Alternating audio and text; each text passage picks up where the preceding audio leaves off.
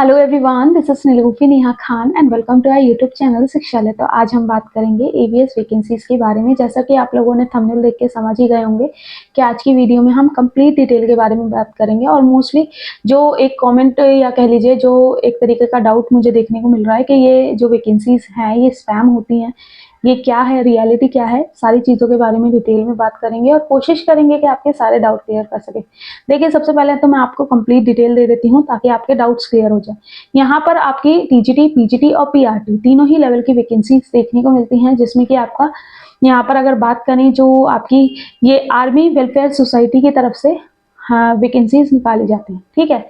और यहाँ पर जो स्टूडेंट्स होते हैं, ये आर्मी के ही बच्चे यहाँ पर पढ़ते हैं और इनका ट्रांसफर होता रहता है। तो यहाँ पर ये भी चीज़ है कि अच्छे खासे स्कूल्स इनके होते हैं। जैसे कि आपको अगर ओवरऑल इंडिया की बात करें तो 136 स्कूल्स ओवरऑल इंडिया में है, ठीक है, जो कि अलग अलग लोकेशन पे हैं। दिल्ली में अगर बात करें तो लगभग दिल्ली में भी आपके 4-5 स्कूल यहाँ पर हैं, ठीक है। और अलग अलग लोकेशन में ये डिवाइडेड है। तो यहाँ पर ये चीज़ क्लियर कर लीजिए कि ऐसा नहीं है कि यहाँ पर अगर आप लोग एग्जाम क्वालिफाइड करते हो तो सिलेक्शन ही नहीं होता, ठीक है। एक चीज़ तो बहुत बड़ा डाउट मुझे ये देखने को मिला कि यहाँ पर सिलेक्शन ही नहीं होता। ऐसा नहीं है कि सिलेक्शन नहीं होता, कुछ चीज़ें हैं जो कि आपकी क्लियर होना बहुत ज़रूरी है। यहाँ पर सबसे पहले मैं आप लोगों को बता देती हूँ कि अगर आप टीजीटी, पीजीटी और पीआरटी तीनों ही लेवल की वैकेंसी होती हैं, ठीक है। तीनों ही लेवल के लिए अगर आप अप्लाई करना चाहते हो तो क्या एलिजिबिलिटी क्राइटेरिया और क्या एज रिलैक्सेशन देखने को मिलेगा। यहाँ पर आपको कंप्लीट नोटिफिकेशन एक शो हो रहा होगा जो कि जिसमें सारी डिटेल आपको दे रखी है। अगर बात करें इनकी एलिजिबिलिटी क्राइटेरिया के बारे में तो एलिजिबिलिटी अगर आप पोस्ट ग्रेजुएट टीचर बनना चाहते हो यहाँ पर तो post graduation in concern subject plus 50% age के साथ और बीएड भी आपका 50% एज के साथ होना चाहिए, ठीक है। टीजीटी की बात करें तो टीजीटी में भी आपका कंसर्न सब्जेक्ट में ग्रेजुएशन प्लस बीएड आपका 50% एज के साथ होना चाहिए। बात करें पीआरटी में तो पीआरटी में भी यहाँ पर ग्रेजुएट मांगा जाता है, ठीक है। ग्रेजुएशन प्लस 50% एज के साथ प्लस आपका 2 ईयर डिप्लोमा। अब ये जेबीटी हो सकता है, डीएलएड हो सकता है, जो भी आपने किया हो, लेकिन 2 ईयर्स का होना चाहिए, ठीक है।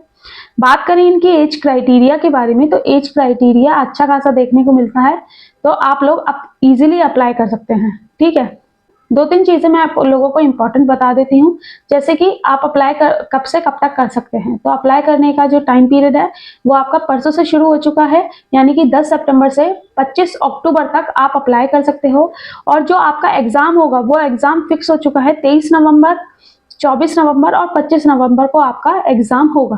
अब ये जो एग्जाम है ना, ये आपको जॉब नहीं दिलाएगा, ये एक तरीके का सीटेट टाइप में एक कार्ड रहेगा आपका जिसमें कि आप एलिजिबल हो जाओगे। लेकिन हाँ, पहले ये जो एग्जाम होता था ये 3 साल के लिए ही वैलिड होता था, लेकिन अब इसे लॉन्ग मतलब लाइफ टाइम के लिए वैलिड कर दिया। तो अगर आप एक बार देते हो तो आप life time army public schools में टीचर बन सकते हो, ठीक है। ये चीज क्लियर हो गई। तो अगर आप इंटरेस्टेड हो तो अप्लाई कर सकते हो, क्योंकि देखिए ऑलमोस्ट अगर चीजें देखोगे तो लगभग आपका सीटेट या टीचिंग एग्जाम्स जो होते हैं उन्हीं के ही जैसा आपका यहाँ सिलेबस होता है, उन्हीं की जैसी आपकी कुछ टॉपिक्स को हटाते हुए आप अपना तैयार कर सकते हो, ठीक है। तो इतना बड़ा कोई चीज नहीं है। लेकिन हाँ, ये भी चीज क्लियर कर दूं, यहाँ पर ये एक तरीके का टेस्ट है, एलिजिबिलिटी टेस्ट है, ठीक है। ये कोई आपको जॉब सिक्योर नहीं करके दे रहा।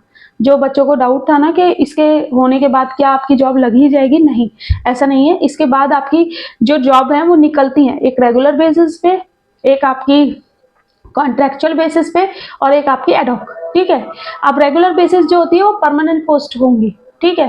और जो कॉन्ट्रेक्चुअल बेस्ड होंगी वो आपकी 3 साल के लिए होंगी, यानी कि 3 साल के बाद दोबारा आपको इंटरव्यू देना पड़ेगा।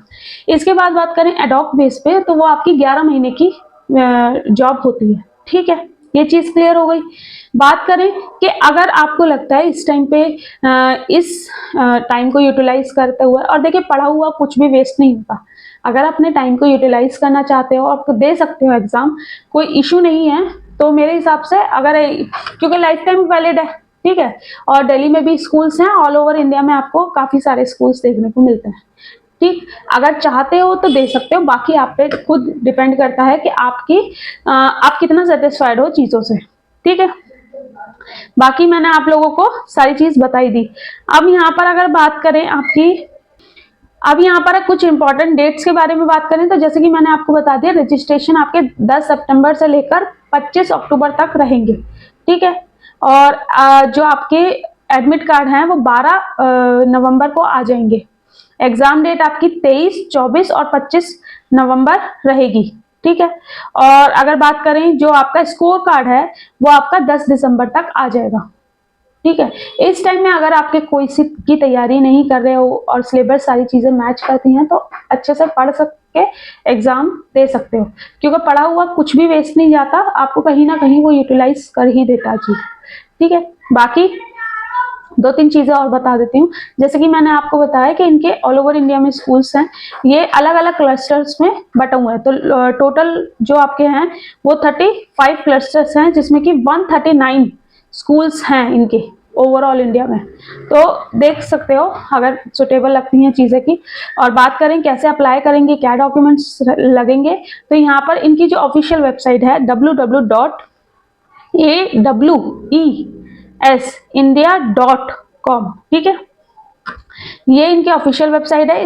इनकी ऑफिशियल वेबसाइट पे आप टीजीटी, पीजीटी और पीआरटी तीनों में से किसी के लिए भी अप्लाई कर सकते हैं। और एक चीज और, अगर आप मल्टीपल पोस्ट के लिए एलिजिबल हो, जैसे कि कोई बच्चा है जिसने मास्टर्स भी किया हुआ है, बीएड भी किया हुआ है, ठीक है, सारी चीजें, तो वो मल्टीपल पोस्ट के लिए भी अप्लाई कर सकता है। ऐसा कुछ नहीं है कि आपको सिर्फ एक पोस्ट के लिए अप्लाई करना है, ठीक है। ये चीज क्लियर हो गई। इसके बाद बात करें तो डॉक्यूमेंट्स कौन कौन से आपके मांगे गए यहाँ पर, एक तो रीसेंट फोटोग्राफ, सिग्नेचर और डेट ऑफ बर्थ का प्रूफ। बाकी जो भी आपकी एसेंशियल क्वालिफिकेशन रहेंगे वो वाले डॉक्यूमेंट्स भी आपके चाहिए रहेंगे। बाकी रजिस्ट्रेशन फीस की तो 385 रुपीज आपके रजिस्ट्रेशन फीस है। यहाँ पर हेल्पलाइन नंबर भी दे रखा है और ईमेल भी दे रखा है। अगर आप हेल्पलाइन नंबर कुछ नहीं समझ आता, कोई दिक्कत होती है, तो इस नंबर पर कांटेक्ट करके भी आप क्लियर कर सकते हैं। बाकी ईमेल एड्रेस भी दे रखा है, ठीक है। बाकी मैंने कोशिश तो यही की है कि सारी चीजें डिटेल में बता दूं। देखिए स्पैम वगैरह तो नहीं कह सकते इस तरीके से, यहाँ पर वैकेंसी निकलती हैं और बच्चे सिलेक्ट भी होते हैं, लेकिन हाँ कई जगह कुछ चीजें होती हैं जहाँ पर फिक्स टाइप से चीजें चलती हैं। तो आप देख सकते हैं अपने सारा ये टोटली आपके ऊपर है, अगर देना चाहते हो तो दे सकते हो। बाकी मैं एक चीज कहना चाहूंगी, पढ़ा हुआ कभी भी कोई वेस्ट नहीं जाता कोई भी चीज। बाकी ये नोटिफिकेशन, इनके इंस्ट्रक्शंस और इनकी ऑफिशियल वेबसाइट का लिंक, तीनों ही चीजें हम आपको हमारे टेलीग्राम ग्रुप पे मिल जाएंगी। बाकी कोई दिक्कत, कोई परेशानी होती है तो कमेंट बॉक्स में कमेंट करना। मैं कोशिश करूंगी कि किसी न किसी माध्यम से आपकी क्वेरीज को फुलफिल किया जाए। बाकी मिलते हैं आपसे नेक्स्ट वीडियो में। Thank you for watching.